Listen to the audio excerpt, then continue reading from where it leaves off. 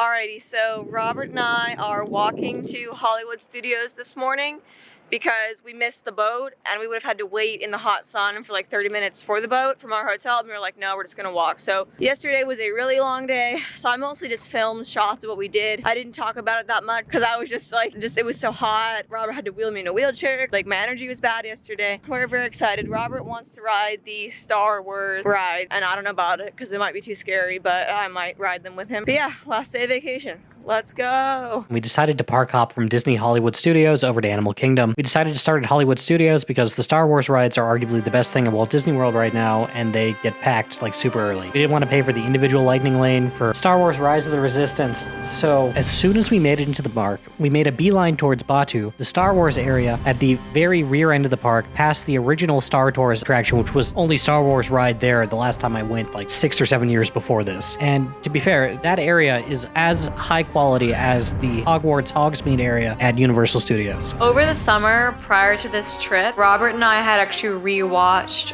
all the Star Wars movies, so it was all like fresh in my mind, and so I was even more into it. And I had actually not seen any of the Star Wars movies that had Keanu Reeves in them. Keanu Reeves is in The Matrix. Who are you talking about? No, he is in this movie. He's that dark, mysterious person. Kylo Ren, that's Adam Driver. They look similar. Yeah, that is true. Adam Driver and what other the guy's name is? I don't know. Keanu Reeves. They're both tall, skinny white dudes with like long, luxurious hair. So, on Rise of the Resistance, you are joining up to be part of the Resistance, and Rey sends you on a mission to get transported to one of their bases for training. You get intercepted by the First Order, who take you into one of their Star Destroyers, where you are interrogated by stormtroopers.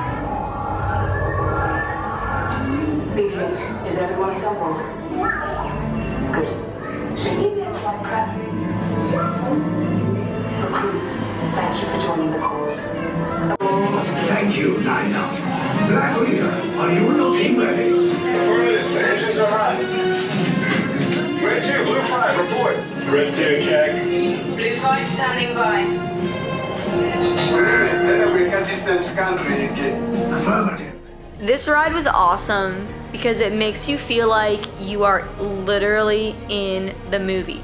And there are so many different parts to the ride. Like you go through all these different stages of the interaction, all these different characters talk to you, and then the ultimate ride is when you're basically being chased by Kylo Ren. And it's terrifying because it feels so real. It feels like Kylo Ren is really chasing you and trying to get you with his little lightsaber or whatever. And it's just awesome. I loved it. It was the perfect amount of like a rush. After Rise of the Resistance, we went deeper into the spaceport since we had a lightning lane pass for Millennium Falcon Smugglers Run. Linnea looked like Princess Leia with her white UV shirt on, and we even passed Rey and Chewbacca on the way into the Millennium Falcon. We went to Ronto Roasters to get Ronto wraps, which Linnea really liked. Oh yeah, that looks really good. And this is mine. The Ronto Roasters place seemed low-key sketchy, but they were delicious. The Star Wars Cantina. All the cantinas in Star Wars seem sketchy. Well, I didn't like the sketchy vibes. Anyway. Came out with both your arms, right? Yes. It doesn't always happen when you go to a cantina in Star Wars. Anyways, we spent some more time walking around the Millennium Falcon, taking it in, and as we were trying to leave, we got interrogated by Kylo Ren. Well, I got interrogated by Kylo Ren. You weren't involved. Wants to see you. Sounds important. Right over here. Stay back. See supporters of the resistance here. Uh-oh. It seems one of you is wrong. They said differently earlier, sir. You took their word and gave me yours. 2 very serious mistakes.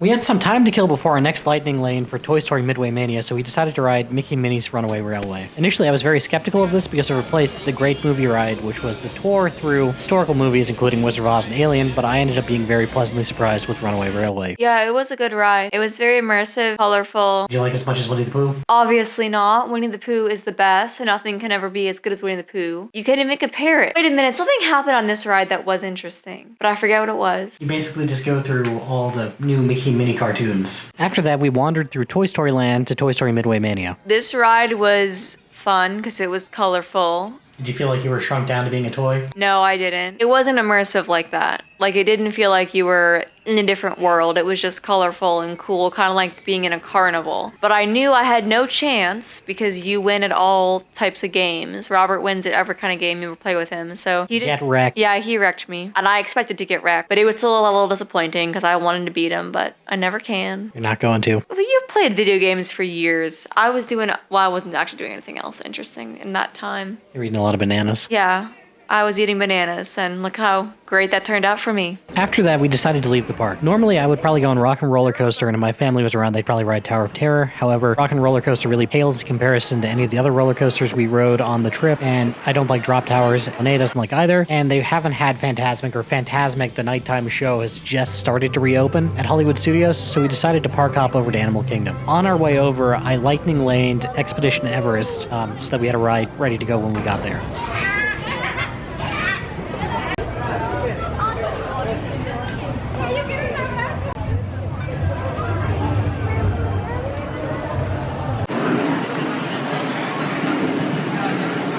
Let's go.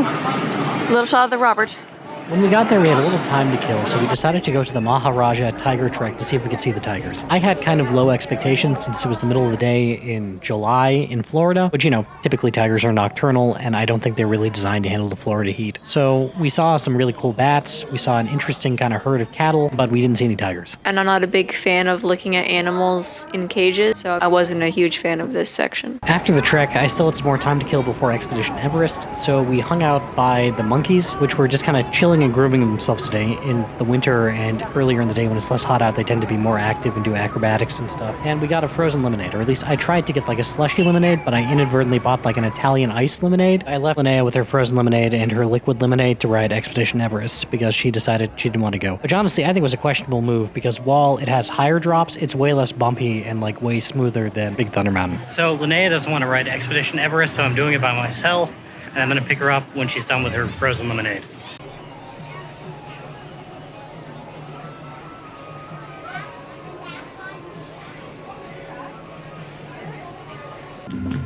After Expedition Everest, we left the Asia section of the park for the Africa section of the park to ride the ultimate Disney Cult classic, Kilimanjaro Safaris. And on the way there, we saw a mini parade of African drummers just heading through that region.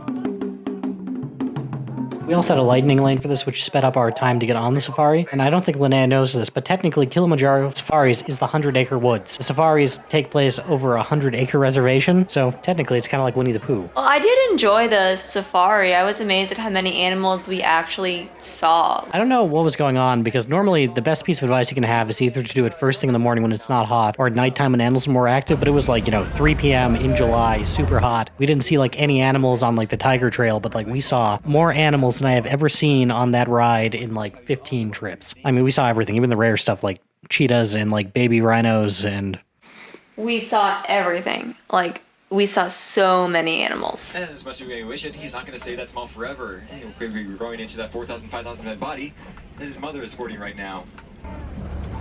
Coming up on our right-hand side are some of our wonderfully stripy Hartman's Mountain Zebra. Those famous stripes are so important to the zebra that they even go all the way down to the skin level. If you were to shave a zebra completely, you'd find their skin match that exact same black and white stripe pattern, which is unique to every single individual, similar to how we humans have unique fingerprints. And to settle the age-old debate of whether or not a zebra is white with black stripes or black with white stripes, they are in fact black with white stripes. You can tell by looking at those black noses. In fact, some of our African painted dogs, and while they may look cute now, they are in fact the finest predators in the entire African savanna, even outmatching the cheetahs and lions.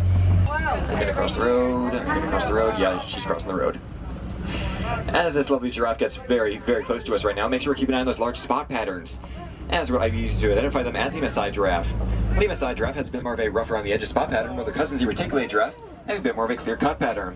Afterwards, and I was probably just burning lightning lanes to burn lightning lanes at this point, I lightning laned the last show of the Festival of the Lion King so we could get like front row seats for Linnea, and I think she really enjoyed it. I really did like that show. Everyone says that show is super awesome and very Cirque du Soleil-esque, and it definitely held up to that. It was really fun to watch, and the costumes were awesome. The acrobatics are what I most liked. The only part that I really didn't like was there was so much smoke at the end of the show because they try to fill the whole floor with smoke and like dance over it. And I did not enjoy that part at all. But the rest of it was really awesome. And I was glad that we saw it. Continuing with our theme of new experiences at Walt Disney World I had never been on, we went to the Pandora section of Animal Kingdom. And the last time I had been was sometime in summer of 2016, and I could only see the tops of the rock structures that they were designing for it. And truly it felt like you were in Avatar. It was amazing. I couldn't believe those floating rock structures. Like just the amount of detail that went into making this look like Pandora was amazing. And I really liked the Avatar ride. I was worried that it was going to be too intense, and I was also really nervous about being locked in, but it wasn't too bad, and it reminded me a lot of the ride Soaring, but it was just more intense than Soaring because it really felt like Riding a Banshee in Pandora. probably didn't even feel a quarter as good as what that would actually feel like, but it felt as close as you could get. And the scenery was amazing. Like, it was so cool. And then we were debating whether or not the Lightning Lane, the Navi River journey, but after getting stranded at Magic Kingdom at like 10 p.m. at night with everyone trying to leave the park, we decided just to leave 30 minutes early to beat the rush. Then at the end of the night, we got sushi again, and it was delicious, and we just took it easy after 7 crazy days of travel. Alrighty, so it is Saturday morning and we are packing up our hotel room. We are about to leave and get on the road. We were really exhausted both nights after hitting 2 parks both days.